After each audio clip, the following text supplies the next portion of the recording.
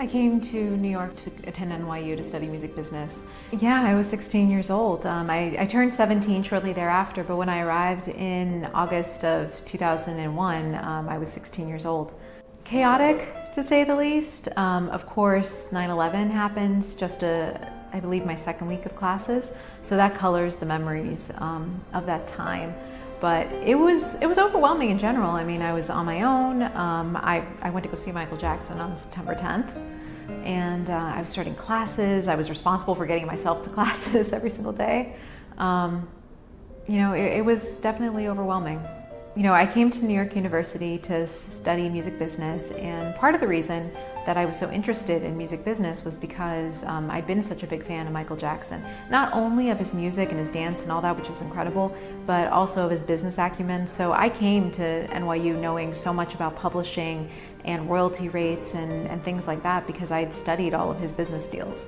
You know, our first week of classes, we had this program meeting that we would do, which they were weekly assemblies where everybody in our major would get together and discuss things that were happening in the industry. We would have speakers come in from, you know, various record labels, or NARAS, which, you know, works with the Grammys and different songwriters, things like that. And it was a time to come together and really assess the landscape of the music business. And the very first program meeting, I was introducing myself to the group as a whole. And I don't remember if I was running for some sort of like representative position or if I just wanted to introduce myself for whatever reason. But I was wearing a Jackson's Victory Tour t-shirt, and it was vintage. I just bought it in the Village. And a young man came up to me and told me that he liked my shirt, and that young man turned out to be Jordan Chandler.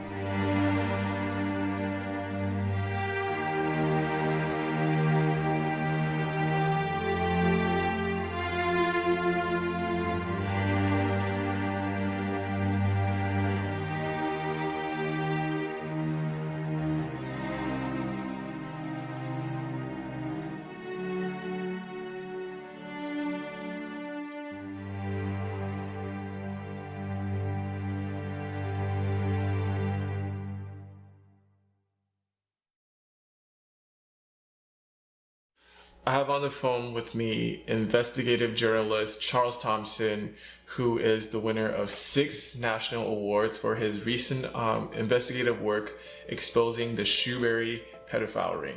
So Charles, you've sat in on a lot of pedophile cases.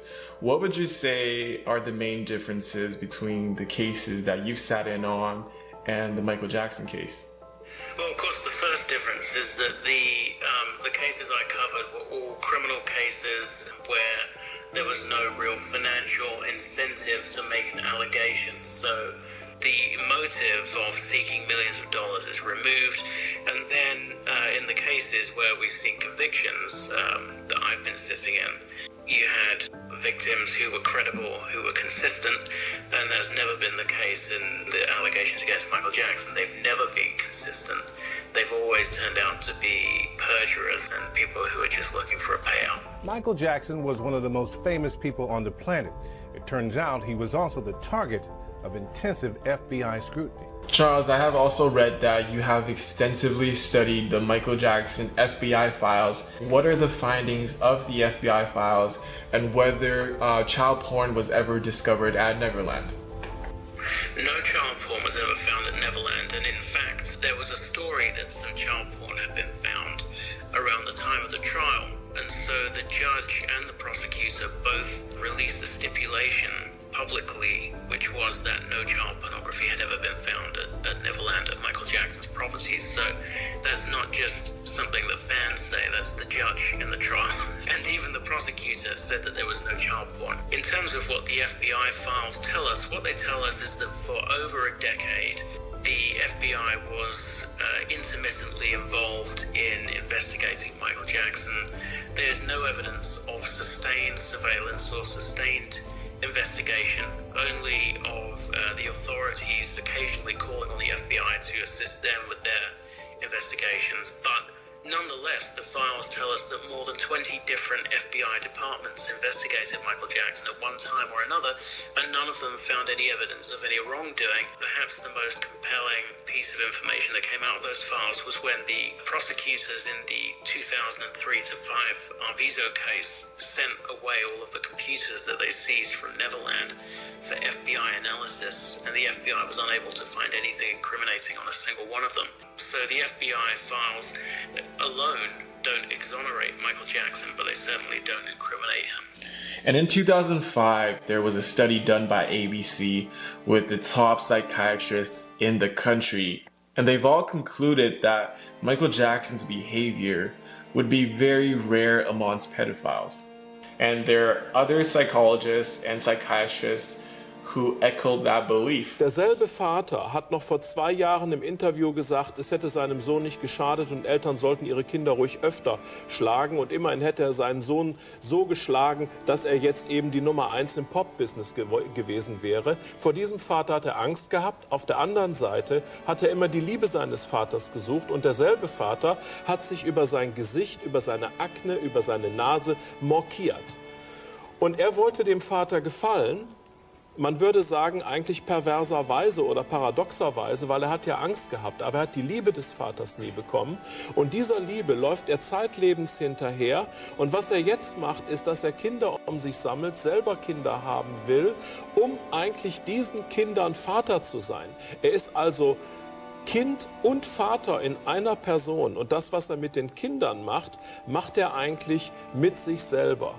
Also im Herzen eigentlich ein ganz reiner, ein ganz guter, ein ganz gutmütiger, ein ganz naiver Mensch. Someone who is always trying to dispute that notion is a man named Jim Clemente. Jim Clemente, to this day, believes that Michael Jackson does fit the profile of a pedophile and that Michael Jackson did have child porn at Neverland. They also found images, and I think they were of a photo shoot with Michael Jackson's nephew, Taj. I think he was still a teenager. And there's a picture that's on the internet that it's a picture of Michael. Can you see that? Oh my, yes, yes. So there are pictures in this series where he's actually grabbing that cloth and trying to rip it off him, laughing and joking and trying to get him naked. And he's virtually naked in this picture. This is his nephew, this 40-something-year-old man. And why is he posing in a picture where Michael's shirt is open, exposing his chest, and this kid's chest, he's basically naked. Upper body is basically naked. He's got no underwear on right next to Michael Jackson. It's disgusting. My name is Taj Jackson. I'm the nephew of Michael Jackson.